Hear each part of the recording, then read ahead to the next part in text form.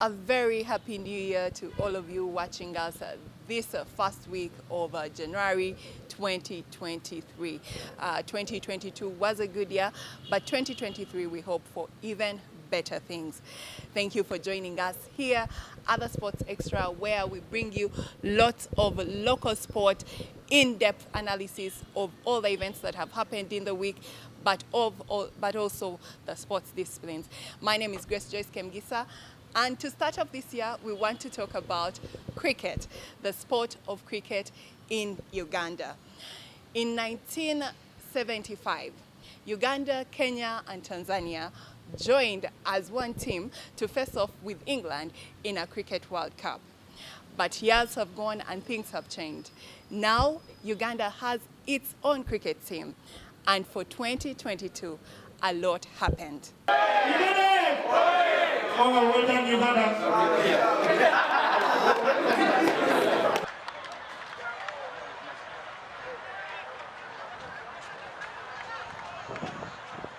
We talked to Uganda Cricket Association Communications Manager Dennis Musali to give us a highlight of how 2022 was for cricket in Uganda, for the teams and the entire sport.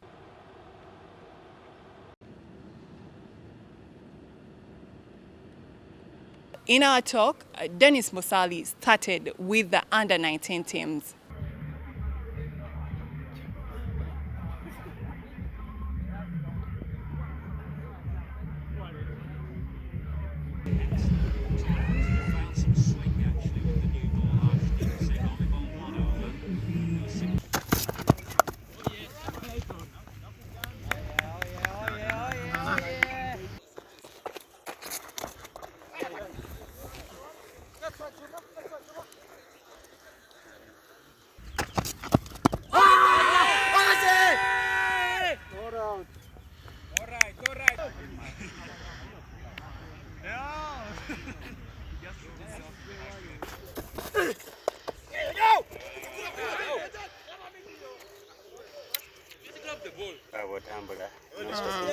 I think we'll start with the boys because the boys are the ones who started the years for us. They went to the World Cup in Jan.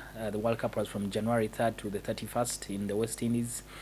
A bit of a hassle to get them there because then the COVID threat had come back again. They were rushed out of the country through Netherlands and then to the West Indies, but they were able to compete. They picked up 2 wins in that tournament, finishing 13th out of 16 countries. The previous 2 editions we had only picked up 1 win. This time we picked up 2 wins, one against PNG and Scotland, which helped us finish 13th, which was a very good thing for them. But overall, I think the experience was immense for them as a group. These things live with the whole generation. That whole generation now is inspired to play better cricket. They visited. I mean, how many of us who visit West Indies in their lifetime? That is also an experience that will live with them. So it's a very good thing. And for us to have an opportunity to play India in one of those group games, I mean, the whole 1 billion people had their eyes on Uganda, was also a very good thing. So we are very happy, and we're happy, particularly happy for that generation of cricketers. Some of them were still under 19, and we hope they will be part of the next qualifiers that will be happening next year. That experience could help them, go out of Africa and then go back straight to the World Cup. So good things should happen for them, and at least 5 of the people who are part of that team have already made the grade and stepped up and joined the Cricket Cranes throughout the whole year. So we hope that more of that talent can be able to come through and play for the Cricket Cranes. And then the under-19 girls, their first-time opportunity to play at the World Cup as well. A bit of a challenge because, one, like I mentioned, our development. The World Cup is going to happen next year in South Africa, so there was an opportunity for them. They went, in 2023. They went for the qualifiers in Botswana in September. This is the first time there's going to be an under-19 World Cup for the girls, and we had a chance of being one of the first teams to be at that edition. Unfortunately, it didn't happen for them. I think the biggest problem for them was the preparation. The girls, under 19 girls, are technically all school-going girls. To get them out of school and prepare for that event was really very difficult. So I think they were underprepared, in my opinion. And when they went there, they found teams that had done some bit of work Rwanda eventually being one of the teams that goes on to represent Africa. Tanzania were much better than everyone else, and Namibia as well. So we finished fourth in that event, but we thought we could have done much better.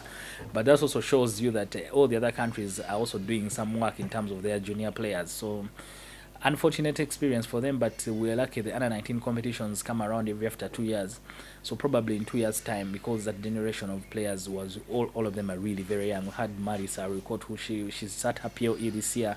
They're very young girls, so maybe next time around they could do much better. And for the girls, for some of them, it's the first time they were even traveling to Entebbe, to the airport. Some of those things are very, very important in competitions. But really, again, the experience for them should do them justice in future.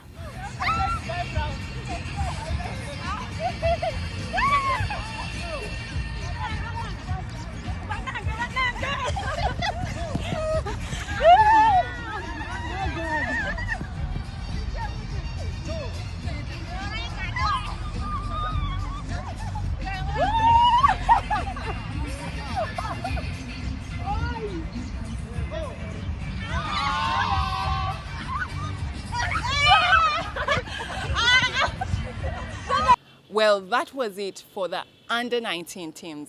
For the women, the story was not different. The Victoria Pearls this year had a full year of travel to different nations and participation in different tournaments. The Victoria Pearls, I've just touched on it. Brilliant year for them. 4 international engagements. They started off by going to Namibia. They were in a tri-nation series that had Zimbabwe and Namibia. In April, they did poorly. I would must say they lost all their 5 games, which was a lesson. But they largely had a team that was missing some of their key players, about 5 key players. So there was really largely a new group of players with the new captain, Konsi Aweko. But they came back, redeemed themselves, went to Nepal in June, did much better there. Nepal is ranked ahead of us. They were able to win 3 out of the 5 games they played, which helped also improve on their ranking because they had dropped a couple of ranking points when they didn't do well in Namibia. Then they came back immediately. They came back here. They stayed for about just a week, and they went for the annual Kwibuka tournament again, which happens in June in Rwanda. They competed well. Kwibuka is really now more of an East African battle. Tanzania, of course, the leading team. Kenya and Uganda were the top 3 sides. They've just missed out on the final because they lost to Kenya by 1 wicket in that final in one of the group games. So they were not able to make the final, but I think they did compete very well. And then, of course, their final tournament has been the quadrangular they took part in, which happened in December in Nairobi, which they actually won. This time they got some revenge over Tanzania and Kenya, Qatar being the other team in that tournament. So the girls really had a very fine year. And I think they did well in Nairobi because the players who were missing for most of the other 3 tournaments were able to come back into the team. And they just make the whole unit much better, those 5 players who are missing. Immaculate Nakisui, Stephanie Nampina, Irina Lumo, Proskovia Alako, Esther Iluko. Alako was one of the star players in the final. They played against Kenya. So they just make the unit much better. I think now they are growing into being a very, very good team, and it will be very important that the team just manages them much better for them to get the desired results. Next year they will have their qualifiers for the World Cup as well, 2024 T20 in June 2023. Hopefully the qualifiers will be hosted here, but we're still yet to get confirmation, but if it happens we shall know. And we feel that as they progress together as a group, by June they should be a very, very solid unit that is ready to compete to go to the World Cup.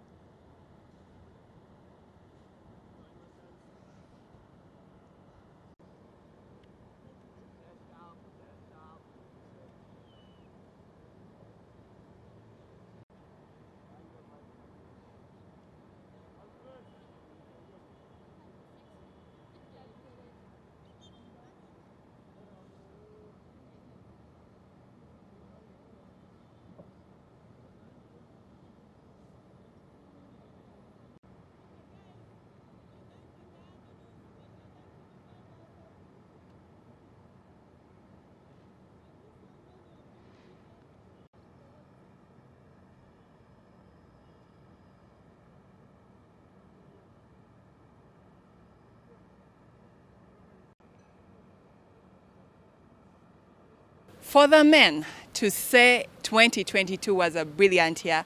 To me, it's an understatement. Hear for yourself.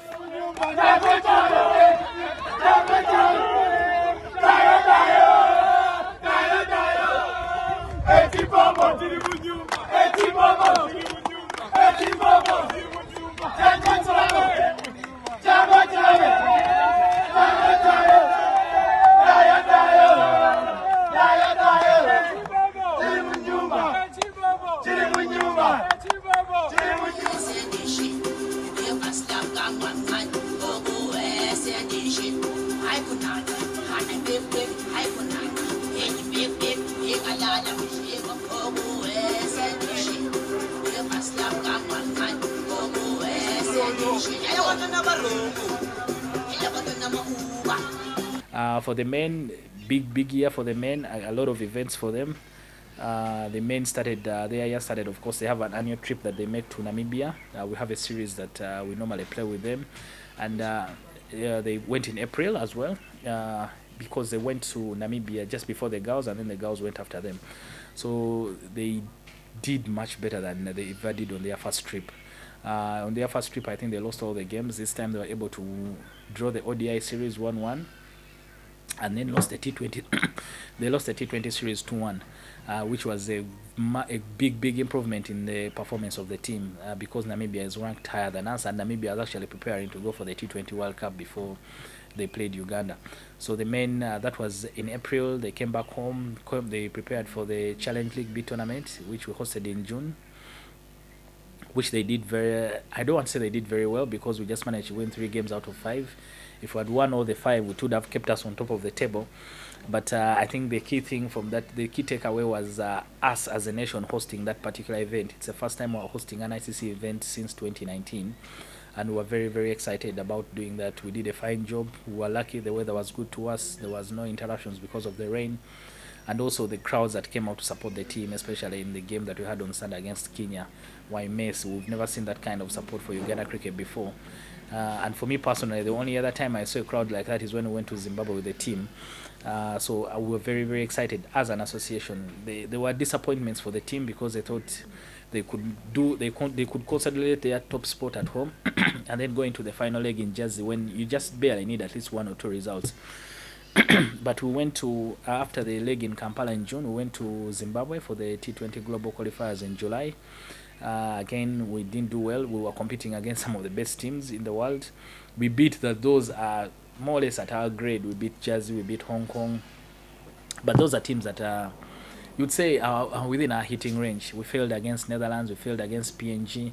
Those are teams that are above us. So it was a bit of a good experience. You'd see, because Netherlands and Zimbabwe eventually went on to the World Cup, you'd see that there was really a gap between us and them. And those are things that the side needed to work on. There was no rest from Zim in July. We went to Jersey in August. A bit of a challenge to get to Jersey because of the visa issues going through the UK. I think the trip had to be cancelled 2 times before we could eventually make the journey, because our passports were not here. I think the Commonwealth Games were happening at the same time in the UK, so it was a bit of a backlog in terms of getting visa and as well. But eventually we were able to get there. We were left here. We had to take a ferry to Jersey instead of flying into Jersey. So it was a bit of a hassle, but eventually the boys got there. The competition itself, again, we lost 2 games instead of 2 key games that we should have won for us to be able to make the grand. Especially the loss to Kenya was a bit unnecessary, because it was they never put on a very good total. But those 2 games came to bite us, because Jersey had dropped a couple of points, but we couldn't catch up with them because we had lost those 2 games. So we eventually finished the same number of points, but they had a better net run rate, and they were the team that qualified from our group to go to the next round of the qualifiers for the T20, for the 50-over World Cup that will be in India next year. So from Jersey, I mean, lessons again, but eventually there was no rest again. In September, the team went to South Africa for the first edition of the Africa Cup. A very good experience. One of the best T20 finals, I think, that was played out this year. And of course, Riyazat Ali Shah lighting up our world, making everyone very happy in that final against Tanzania when all seemed to be lost. But Uganda winning that the first edition of the Africa T20 Cup. I think the opportunity therein was that the games were on SuperSport, so the people were able to see the ICC events are normally on ICC TV. Not everyone has maybe the data to download the app and then keep watching all the games and following them. But this time, DSTV gave us an opportunity where you could even easily walk into a Uganda and tell the guys, man, let's watch the cricket match on this particular channel. So it was a very good experience for us in terms of exposure as a team and what kind of cricket we play, the brand that we were trying to showcase. And we were really very happy with the team in terms of winning that. September, the next engagement for the Cricket Cranes was the Tri-Nation Tournament in Rwanda in December. Uganda, Rwanda and Tanzania. We were scheduled to play a total of 12 T20Is, but because of the weather, we had 2 games washed out, and then we had 2 games washed out, and then lost 1 game to Tanzania, but we were able to win the other 9 games. Eventually, it was a round-robin tournament. We were really heads and shoulders above all the others, apart from Tanzania, who were a bit close, and then we were able to win that Tri-Nation tournament. So those 2 wins for them, the Tri-Nation and the Africa Cup. You can give your trophy to someone else. Bila, don't cover the champion's post. Don't go right behind it.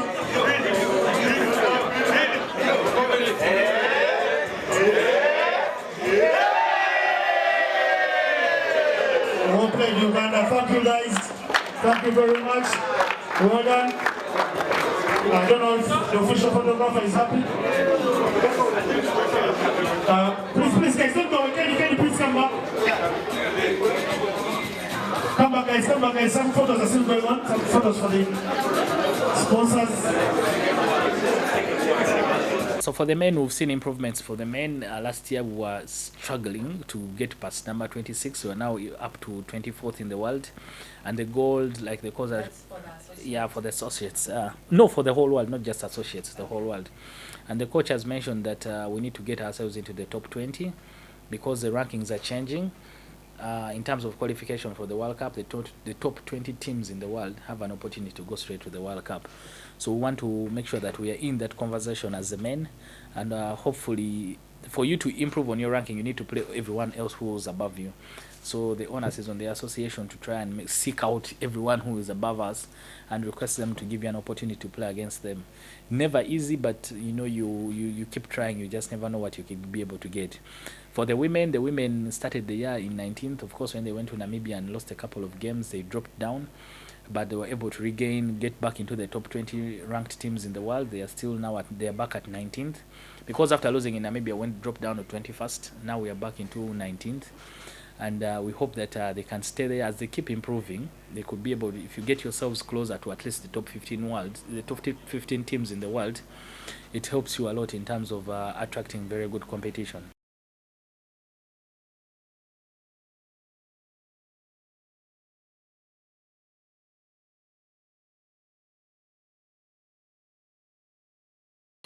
We also talked about team depth, maintaining healthy teams, and how the Uganda Cricket Association has managed to have teams for every tournament in 2022. Yeah, I think one of the things, and especially, for example, the Victoria Pals as well, when they were missing 5 key players, they had to bring in some new players into the team. So between the tour, between Namibia, Nepal, and Rwanda, which was the Kwibuka, we had close to 10 different girls getting an opportunity to play for the Victoria Pals. Now all those girls means they've got an opportunity to play international cricket, and they could be valuable for you if you're going into the qualifiers and some key players are missing. That is one of the things. So the management has not been shy to bring in new players and try out new things. Same thing for the boys. We saw 5 boys for the under 19 stepping up into the cricket crane setup. So there's an extended group of players. At least we now contract at least 20 players the whole year, so that you have a lot of depth for you. If you passed by a training session for the national team now, you will see at least 24 faces. 24 is a good number for you to pick at least 14 players. And then also make sure if of the 14 someone is missing, the other 10 are good enough to fill in the gap. So the coach has also been very cautious. He understands the assignment, and he's made sure that he's willing to take is willing to make bold decisions. We've seen players like Juma Miyagi, Joseph Baguma thrown into the deep end just to make sure that they get used to international cricket as quickly as possible, so that in cases maybe someone is missing. For example, the tournament in Rwanda, we were missing I think 5 of our regular T20 players, but we went out there with a young group of players who put on a show for themselves and make sure they put their hands up. You've mentioned Deus Muhumza is a injury worry. Fred Achelam, who's a regular wicketkeeper as well. Riazat Alisha, who's been our shining light this whole year in T20 cricket, he's also long term. So, but they need to. We cannot fail to compete because those people are missing. We need to find people who can be able to pick up from where they stopped and continue the charge. So we'll continue to make sure. I think it's largely on the management of the teams to make sure that they are seeking out new players and giving them the necessary exposure.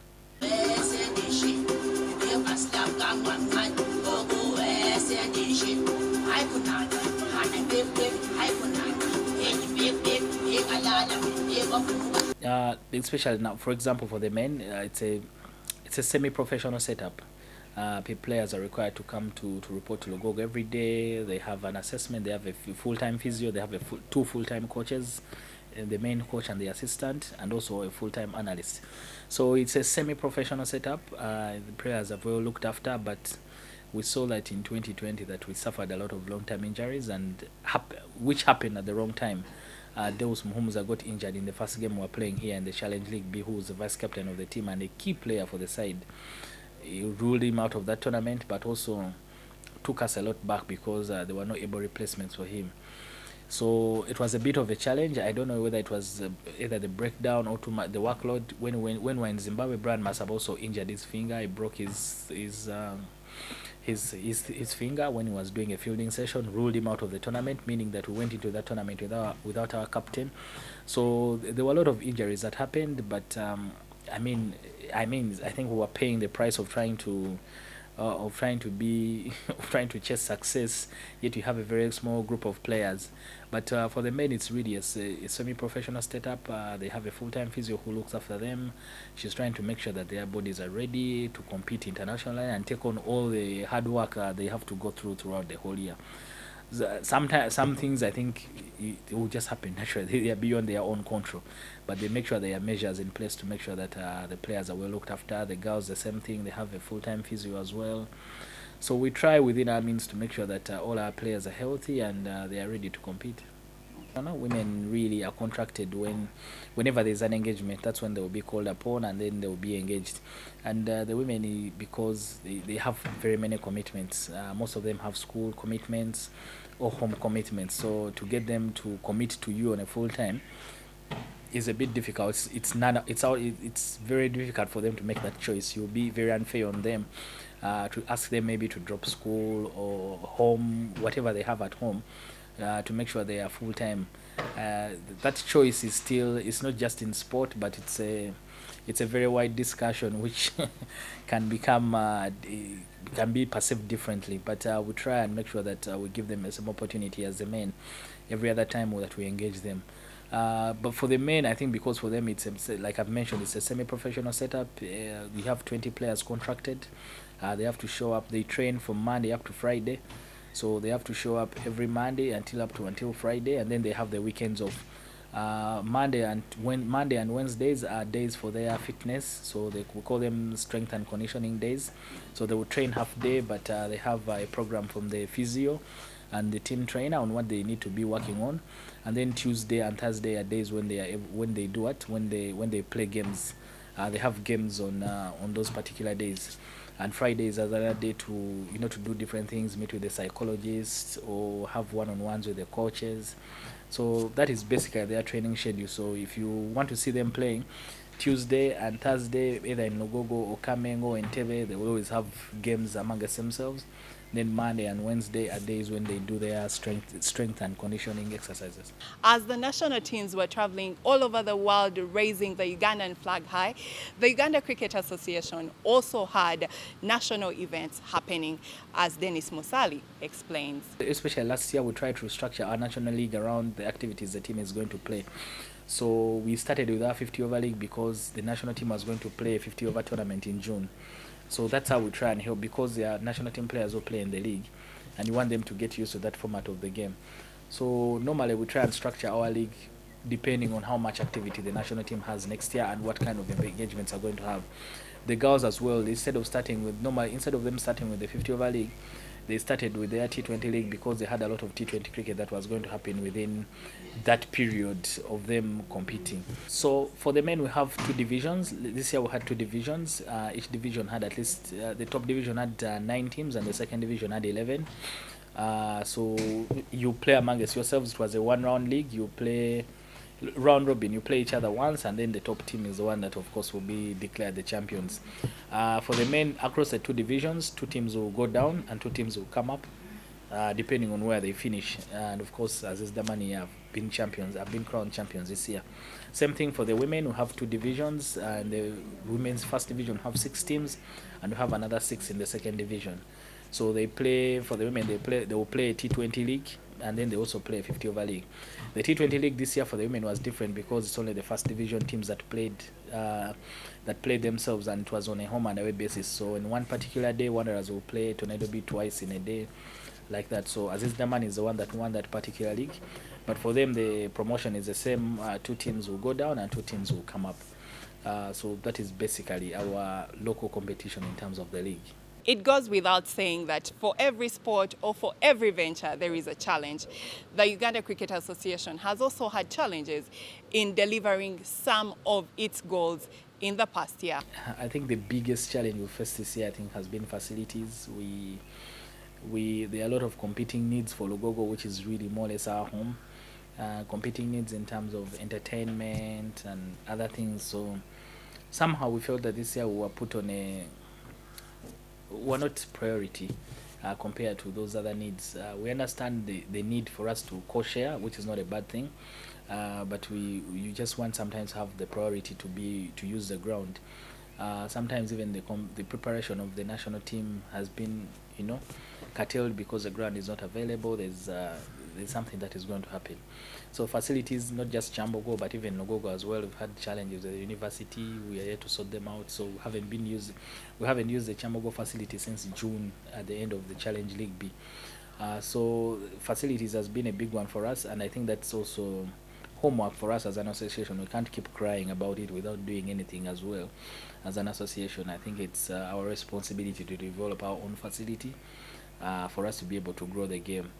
But then also, the resource, we can only do enough to fund at least 10 national team trips out of your own pocket is not a small job for the association. So by the time we got to December, we were running dry just to get these national teams to go and compete in these various tournaments. So it was a big, we need help there, and but there's commitment from NCS to help us next year. I think we've been put as one of the sports that will get something from them. Hopefully that money can help us, try and patch up and improve on the things we're already doing. So those are things that facilities curtails how much cricket we can play. So if we had the facilities, means we can play a lot more cricket, but because of the unavailability of all these grounds that we want to use, we only played 1 round of the league. Usually we play 2 rounds. So we were really curtailed by COVID because of not having schools open for the last 2 years. So it was difficult for us to look at new talent coming through, because normally you'd look at them when they play in their schools competition. We have the annual schools cricket week for both girls and boys. So you pick some of your young players from therein. But over the years, we've already had programs, development programs, where juniors, you can pick junior players, and those are the ones we're able to use. But all these under 19 boys really come from school. Even when I played in the under 19 World Cup, I was still in Mweri. We came from school, so all of them come from schools. And this year we're lucky to have our schools development programs going again. So we've already looked at some new talent that is going to be able to compete for Uganda next year, because they have qualifiers. And we are very excited that once we keep that going, that is what is the right word? That is the wheel that keeps cricket going in this country. Without it, you will never see new players, because schools are a critical development partner in the development of the game in this country. So, and we had to take the cricket week to Jinja, not in Kampala where it usually is. So those are some of the things that have been a challenge for us this year. But we are very optimistic and forward thinking, very positive, and we know that we'll get over these hurdles and take the game forward.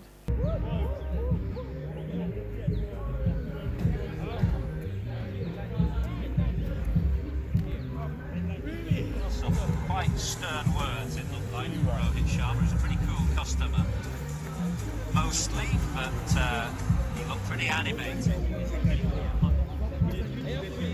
In a nutshell, we can say 2022 was a very good year for the cricket sport in Uganda. But we've moved on. It's 2023. What should we look forward to in this year? 2023, exciting. First of all, in early January, we are hosting our first, not first, but we're hosting a different kind of our elite league where our best players will compete amongst themselves in January. And we already got an assurances, especially from National Council of Sports, that the ground will be available. So we hope to have some very good cricket in Lugugo happening later in January, where our best players will compete amongst themselves. We wanted to do this to start off the year. Basically, for cricket fans, this is like our curtain raise of sorts, but a good competition for both the men and the women. And then later on, we will be more focused on T20 cricket because there's a lot of T20 cricket for the national teams. So our national league is going to be a lot focused on T20 cricket, which is a shorter version, faster, quicker. Then it should be exciting for the fans as well. For internationally, two big qualifying events, one for the women in June, which we hope that we shall host. We need to make sure that girls get a chance to qualify for the T20 World Cup, for the Women's T20 World Cup in 2024. That tournament, the qualifiers will be in June, and we've expressed interest that we want to host that particular event, and hopefully it comes to Uganda. And then also the men will have the Africa Finals, which is a straight ticket to the T20 World Cup in 2024 in the USA and West Indies.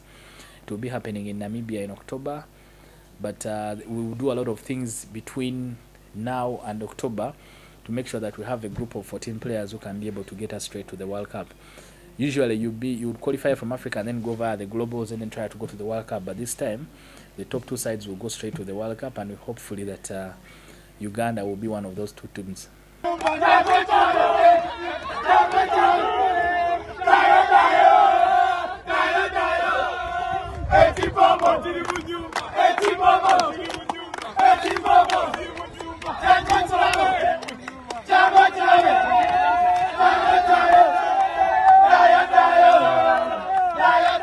So we want to thank UBC and the media for the support you've given us throughout this year. I think we've shed a very good spotlight on the game in a different way. Maybe people might perceive us differently, but once they will be able to watch the show, they will understand we are just, a small organization trying to make a very big difference. Cricket makes a difference. I mean, like I mentioned, the under 19 girls who come from as far as Soroti to play, for them to get an opportunity to be on a plane, to go to Botswana, to play for their country. They are very proud. They sing their national anthem. Those small things cannot be taken away from anyone. And if we can make that small social impact, then so be it. I mean, there are people who get opportunities to get an education through cricket, scholarships, and also if we can make that difference in anyone's lives, maybe someone listening and watching, they could be interested in joining a cricketing school or finding out how can they be able to be part of the sport. And there are very many ways, not just playing. You can be a volunteer. You can be so many things in the game. Well, so we're grateful, and of course the fraternity, cricket fraternity, not just a fraternity, but this year we got on board a lot of new people who like the game, who are following the game. So we want to make sure that we keep them interested, not just in the national teams, but then they start to identify with the local clubs as well, and the local players, when they see one of their heroes maybe on a border or in town, they are not shy to say hello and greet them. So we thank everyone who's made an effort to try and follow the game, either on social media or on TV, wherever it has been. And we hope that we make 2023 worthwhile for everyone. That's all we had for you today in the show. Make sure to join us again next week for another talk about another sports discipline. From me and the whole crew, have a good evening. Come on, guys, come on.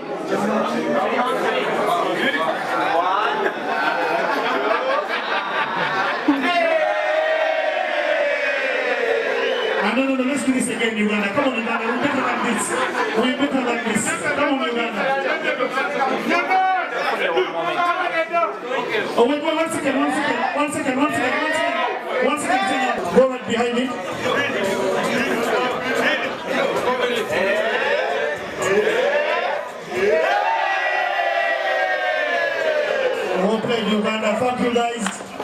Thank you very much.